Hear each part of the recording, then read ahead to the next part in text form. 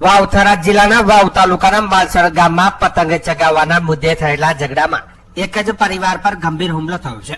આ ઘટનામાં પિતા સહિત 4 લોકોને ઈજા થતા તેમને સારવાર માટે હોસ્પિટલમાં દાખલ કરવામાં આવ્યો છે.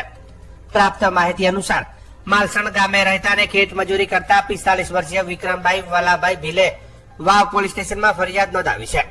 ફરિયાદ મુજબ 14 જાન્યુઆરી 2026 ના રોજ બપોરના 1 વાગ્યાના સમયે તેમના કુટુંબના કાકા રમેશભાઈ ઉકાભાઈ ભીલ તેમજ રહેણાંકવાળા ધાબા પર પતંગ ચગાવતા હતા. તે દરમિયાન ધાબા પર હાજર ભરતભાઈ ઉકાભાઈ ભીલ, અતુલભાઈ શેઢાભાઈ ભીલ અને રમેશભાઈ ઉકાભાઈ ભીલે વિક્રમભાઈને ધાબા પરથી નીચે ઉતારી દીધા હતા. આ બાદ થોડા સમય પછી આરોપીઓ વિક્રમભાઈના ઘરે આવી અશબ્દ બોલવાનું શરૂ કર્યું હતું. અશબ્દ બોલવાની ના પાડતા ભરતભાઈ ઉકાભાઈ ભીલે લાકડી વડે વિક્રમભાઈ પર હુમલો કર્યો હતો, જેમાં તેમને ડાબા કાન ઉપર ગંભીર ઈજા પહોંચી હતી. ઝઘડામાં બચાવ માટે વચ્ચે પડેલા વિક્રમભાઈના પિતા પબાભાઈ દરવાભાઈ, માતા ચંપાબેન તથા બહેન નૈનાબેન પણ આરોપીઓએ ધોકા અને લાકડીથી હુમલો કર્યો, જેમાં બહેન નૈનાબેનને માથાના ભાગે ઈજા થઈ હતી, જ્યારે માતાને આડેધડ માર મારવામાં આવ્યો હતો.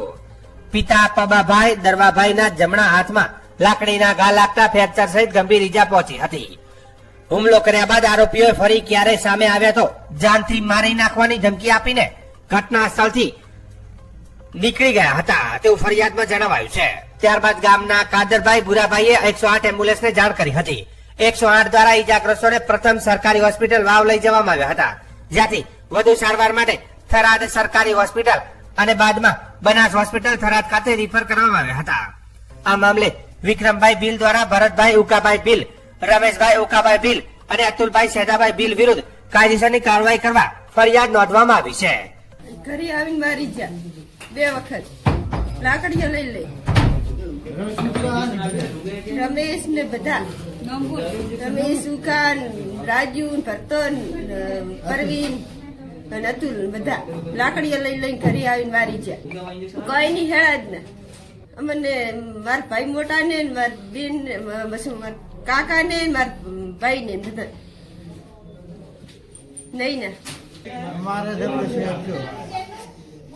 અને રણજીતભાઈ અતુલ જેધા અને પવાર ફેમિલી અને